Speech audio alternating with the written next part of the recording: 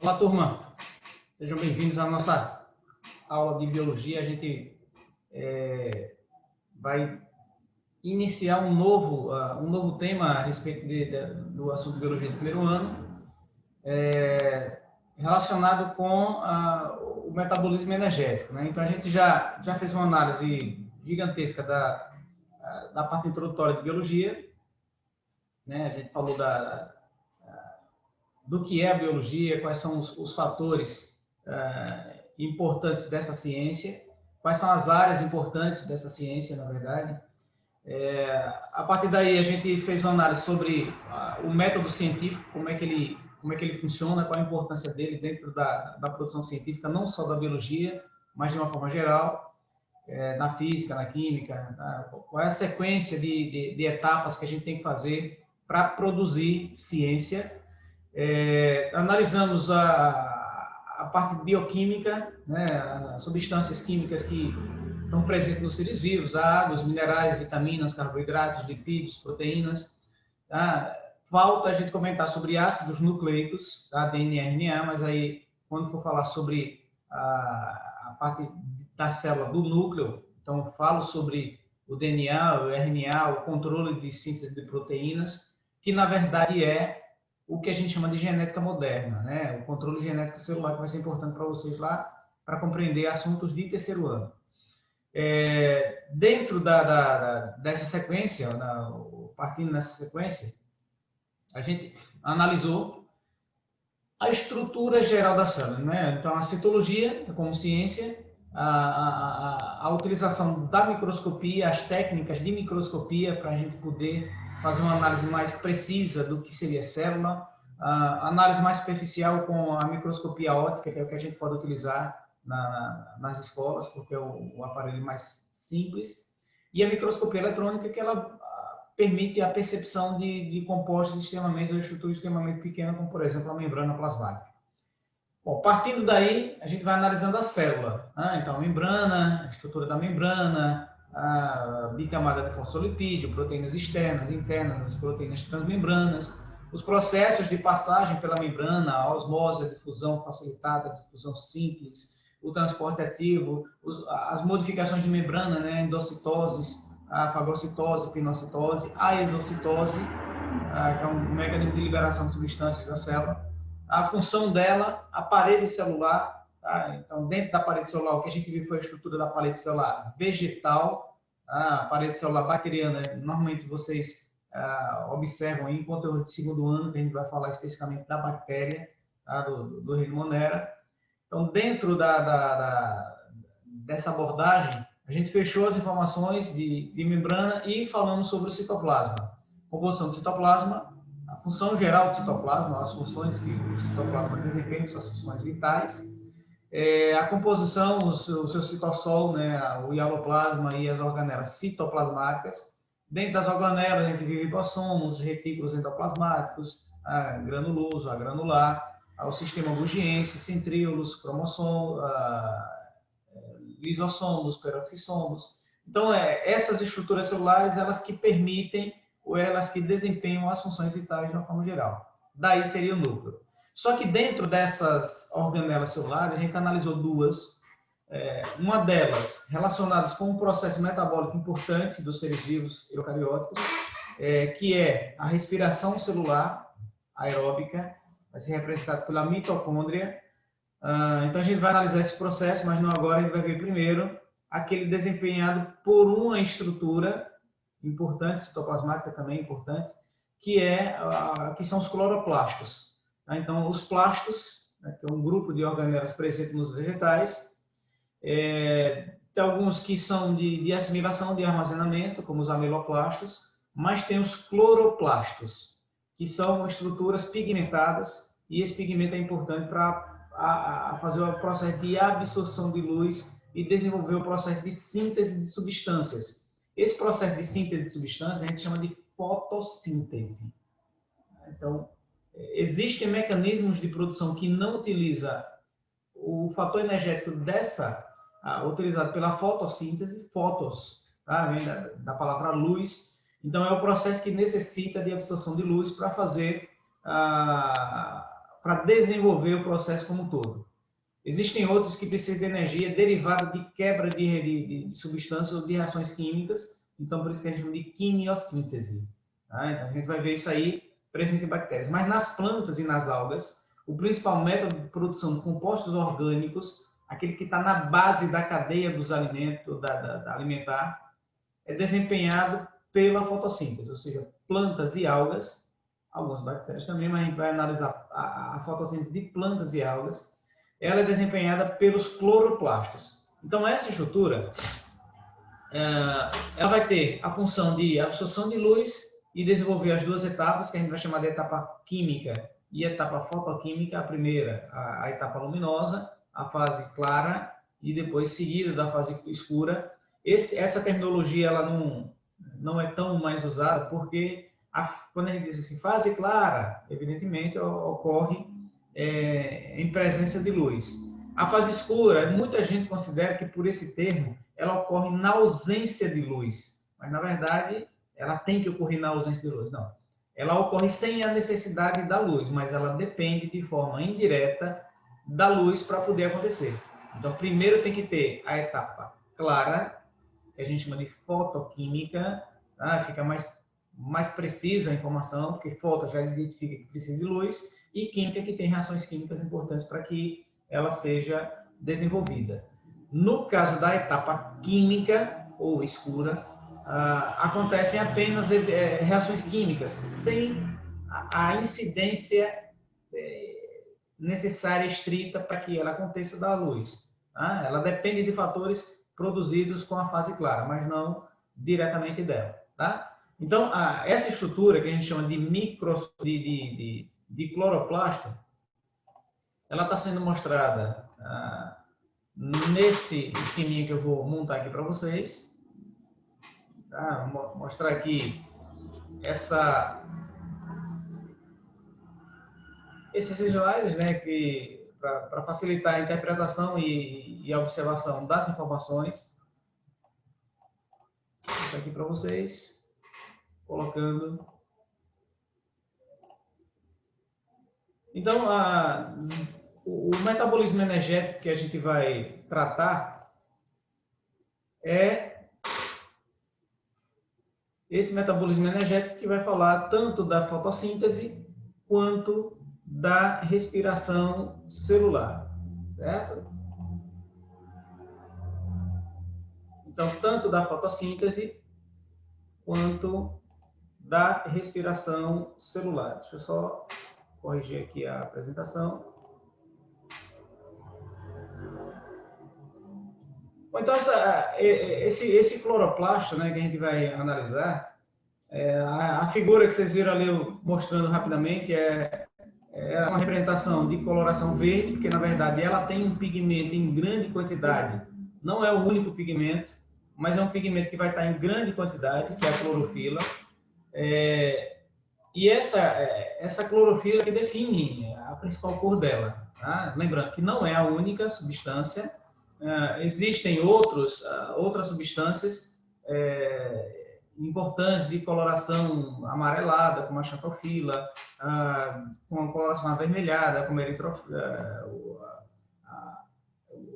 as substâncias presente na sua estrutura, que tem a capacidade de fazer absorção de luz também, mas a mais importante é a clorofila, né? Então, dentro dessa estrutura do cloroplasto, a gente vai perceber que ela tem uma membrana externa, mas ela também tem uma membrana interna. A presença dessas duas membranas é o que faz indicar que essa organela tem aquela origem endossimbiótica que eu comentei com vocês na aula de citoplasma. Dentro dessa parte aqui, que seria como se fosse um citoplasma celular, tem as lamelas, tá? E os tilacoides. Esses tilacoides são como se fossem essas pilhas aqui, essas moedas, representadas, imagina uma pilha de moeda. Então, o grano, né, é esse conjunto de tilacoides sobrepostos nessas camadas que a gente chama de lamelas, e esse outro espaço, todo esse espaço aqui que é preenchido por líquidos, que seria um líquido de hialoplasma, é onde você vai encontrar diversas substâncias, inclusive e ribossomos próprios e o DNA dessa estrutura. Tá? Então, ela vai ser a organela fundamental para fazer o processo de fotossíntese nas plantas. Nos tilacoides é que vai ocorrer a absorção de luz para desenvolver a primeira etapa, que é a fase clara, e os demais fenômenos químicos que acontecem para a produção da substância orgânica vai acontecer aqui no hialoplasma, nessa parte que a gente chama de estroma. Tá? Então, uma etapa, que é a fase clara, nos tilacoides, a segunda etapa, no estroma, que é importante vocês definirem a localização do fenômeno, onde é que acontece cada uma dessas etapas. Então, essa vai ser a estrutura, uma representação simples do cloroplasto, só que para a gente entender, o fenômeno da fotossíntese, existe uma coisa chamada de espectrofotômetro de luz, que é chamado espectrofotômetro de luz visível. Nem toda luz ela é importante para fazer o processo fotossintético. Somente aquele comprimento de onda que permite ou que seja captado, percebido pelos organismos. Então, existem feixes de luz que a gente não consegue identificar, existem feixes de luz que é visível, essa luz branca. Essa que você coloca no prisma, tá? Aquele aparelho, aquele pedaço de vidro em forma de triângulo, e ele separa a luz. Aquelas cores de luz que a gente percebe quando se forma um arco-íris. Tá? As gotículas de água que ficam em suspensão no ar, elas atuam como prisma. Então, quando a luz atravessa aquela sequência aquela quantidade de água dispersa, ela é dividida, ela é separada e você vê as variações das cores, né? São aquelas 7 cores que compõem o arco-íris. Então, esse espectrofotômetro de luz, ele está aqui sendo mostrado, né? O comprimento de onda em nanômetros, 400, 500, 600, 700, 750. Tá? Então, observe que existe uma variação de luz, tá? Do violeta, vindo para o azul, para o vermelho, para o verde, para o amarelo, para o laranja, para o vermelho. Então, abaixo desse comprimento de onda, né? De 400, 350 nanômetros, então você tem aquele que vai abaixo do violeta. Então, a gente chama de ultravioleta. Menos do que isso, que é aquele que normalmente provoca queimaduras graves, né? O VA e o VB. A gente tem que se proteger com os protetores solares. Os raios-x, os raios gama, né, que são liberados do fenômeno da radioatividade, acima desse comprimento de onda vermelho, que é o vermelho, 750 nanômetros. Então, você tem o infravermelho, micro-ondas e as ondas de rádio. Então, todos esses comprimentos de onda, a gente não consegue perceber, somente o que a gente chama de luz visível. Aí vocês observem que o comprimento de onda de luz verde, ele gira aqui em torno de 500 e 550 nanômetros. Então, quando a gente observa os materiais, é claro que para a gente ver qualquer tipo de estrutura tem que ter luz. Imagina aí um ambiente totalmente escurecido. Um ambiente totalmente escurecido, você não consegue identificar nada, você não consegue ver nada, você precisa de luz. Por quê, gente? O que é que acontece aí? A luz atinge o material e ela é refletida para você. Se você chegar numa sala e tiver um pano vermelho, você colocar o pano vermelho, quando a luz solar bater no pano vermelho, aquele ambiente fica todo vermelho. A tendência é ela ficar vermelha. Por quê? Porque a gente só consegue perceber aquele material que é refletido. Então, quando a luz incide no material, se esse material for vermelho, a luz vermelha bate no material e é refletida. Se for branco, reflete todo, mas se for vermelho, reflete basicamente o vermelho. E as outras cores são absorvidas. Se tiver azul, então bate no azul, você consegue refletir. A luz azul refletida bate e passa pela íris, passa pela córnea, passa pelo cristalino e é recebida lá na estrutura do olho para a gente conseguir identificar a luz ou o material, visualização do material pelo cérebro. Então, uma reflexão. Bateu no material, refletiu, aquela cor que está lá, ela é refletida e as outras são absorvidas. Por isso que a gente diz que o preto, a cor preta, ela é uma cor quente, ou que esquenta, né? Você sai durante o dia, sai de preto, tá doido, preto é mais quente. O tecido preto, ele deixa o corpo da gente mais aquecido. Não é necessário, então de noite eu não vou vestir não, porque de noite eu vou ficar com calor, porque a cor preta, à noite, ela esquenta. Não.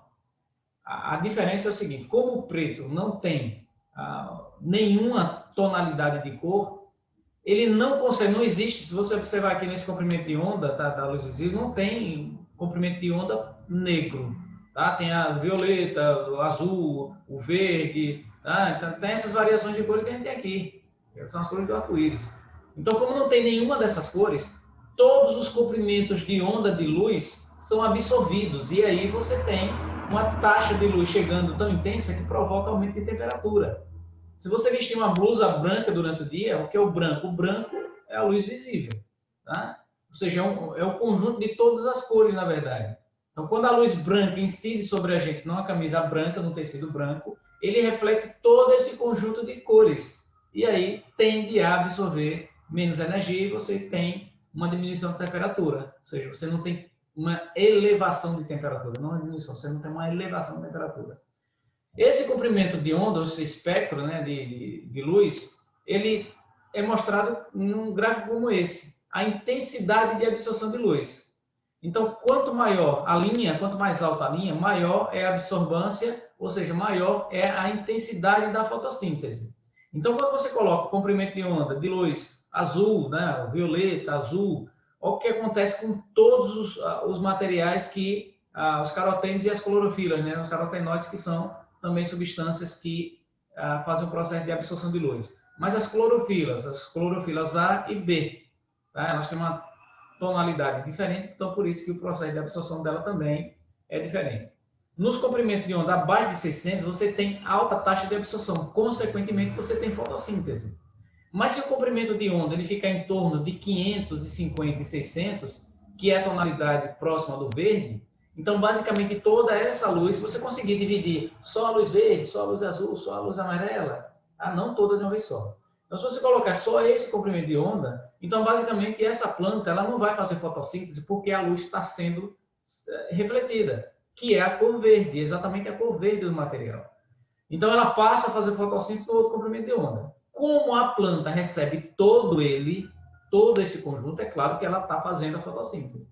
Mas qual seria o comprimento de onda que ela tem menor atividade fotossintética? Aquele que reflete o que é a cor verde que é refletido. Está vendo aqui? Ó, tocou no eixo de X, é porque o valor foi zero, ou seja, não tem absorvância, então, consequentemente, também não desenvolveu a fotossíntese.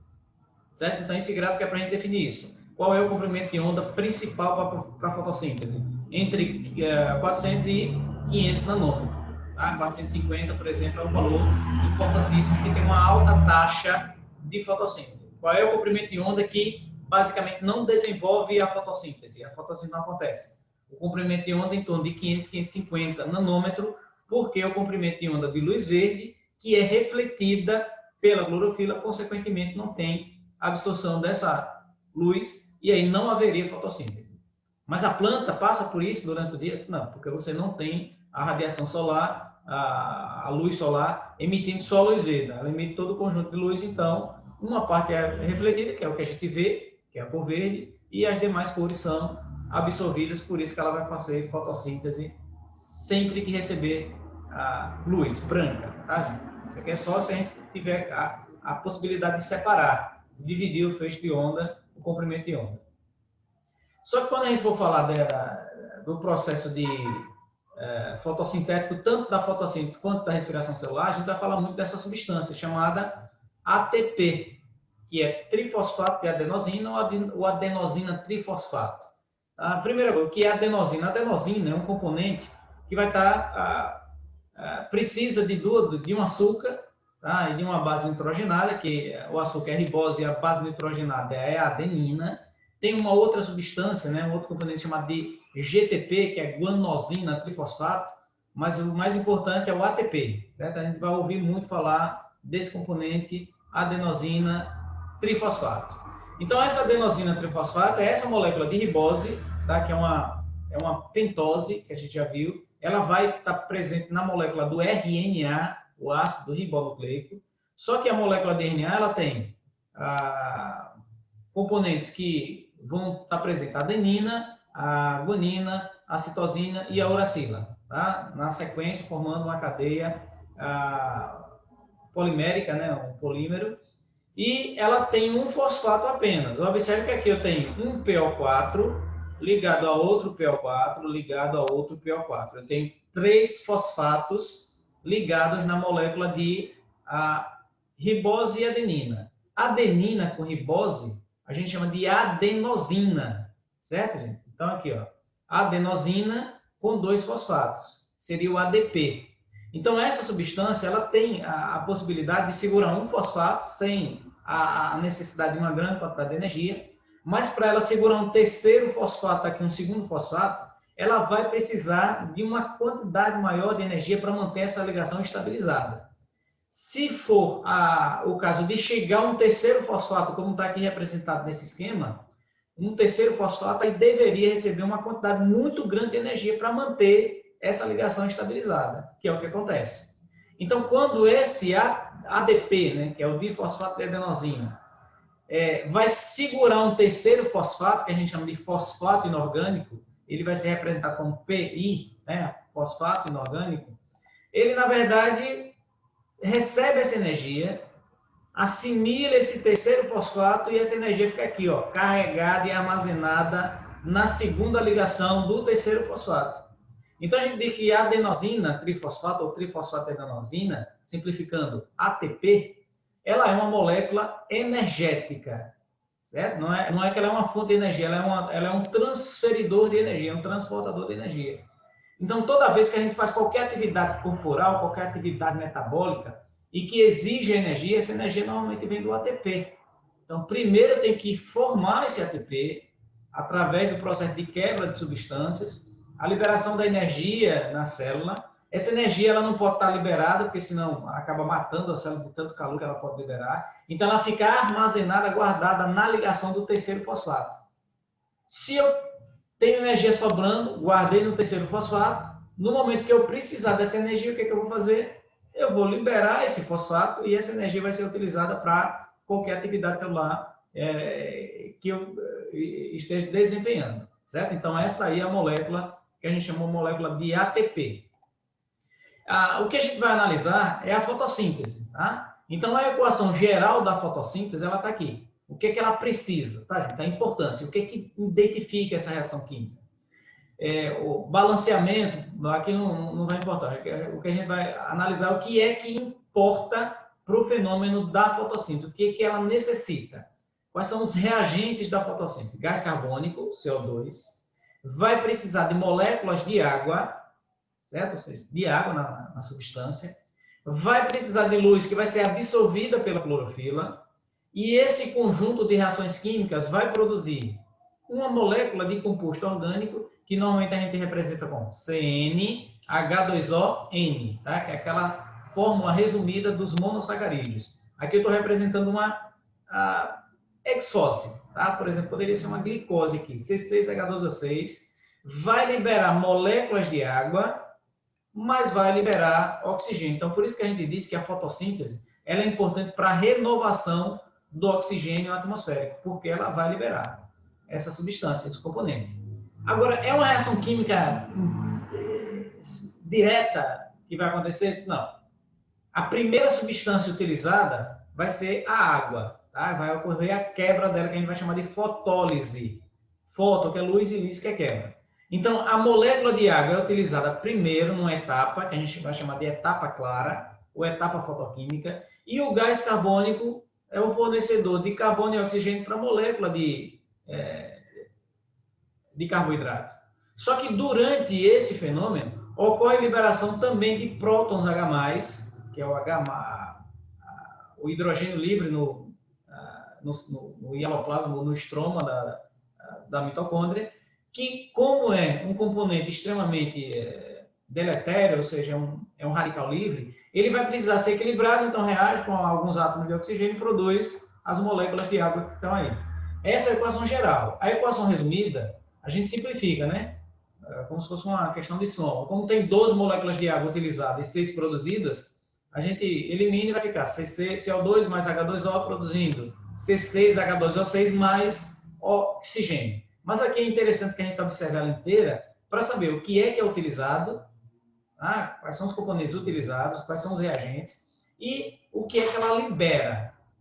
A matéria orgânica, que é o que vai ser importante para a manutenção das atividades celulares, e o oxigênio atmosférico. Observe que a setinha do oxigênio está vindo da água, tá vendo? Então, esse oxigênio atmosférico é liberado a partir da quebra da água. Assim que acontece a fotólise, quebra, vai liberar os hidrogênios que vão vir para essa molécula e vai liberar o oxigênio que vai vir para a atmosfera, ou seja, ele vai ser liberado. Então, quando você coloca uma plantinha aquática e coloca uma intensa quantidade de luz, você vê realmente saindo bolinhas de ar da própria planta. Então, aquela bolinha de ar é a fotólise que está acontecendo, ou seja, se tiver luz, então a etapa fotoquímica está acontecendo e vai liberar oxigênio. Ocorrendo a etapa fotoquímica, automaticamente, ou seja, sequencialmente, a gente vai ter a etapa química também sendo desenvolvida. Então, essas etapas, que é a etapa fotoquímica, eu já disse para vocês onde é que ela acontece. Ela acontece nos tilacoides, que é a representação daquelas pilhazinhas de verdinha que a gente tem. Ela tem duas etapas, ou subetapas. A fotofosforilação cíclica, que depende de um fotossistema. Quando a gente coloca aqui fotossistema, é um tipo de clorofila que tem na célula. Foto, luz, fosforilação, ou seja, vai ter deposição de fosfato. Para formar o que, gente? Aquela moléculazinha de ATP que eu mostrei para vocês no slide anterior. Então, produz ATP, a fotofosforilação acíclica vai depender de duas clorofilas. Como vai acontecer, depois eu explico. Então, foto de luz, fosforilação também vai ter produção de ATP, só que vai formar uma substância chamada de NADPH2. A nicotinamida, adenina, dinucleotídeo, fosfato. É melhor chamar de NADP, então vamos ficar com intimidade aqui para essa molécula. É o NADPH2, que ele é um transportador de hidrogênio. Então, de onde é que vem esse hidrogênio? Da fotólise.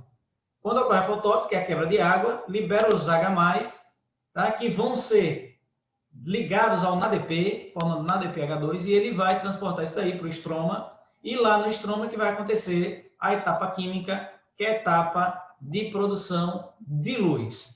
Só que essa etapa de produção de luz, a gente para aqui e depois eu faço uma outra aula para vocês comentando essas duas etapas para ver se a gente finaliza esse mecanismo de fotossintética, a análise de uma fotossíntese e da quimiossíntese também. São dois processos importantes. Certo, gente? Então, agradeço a paciência de vocês, um abraço para todos e até a próxima aula. Valeu, galera.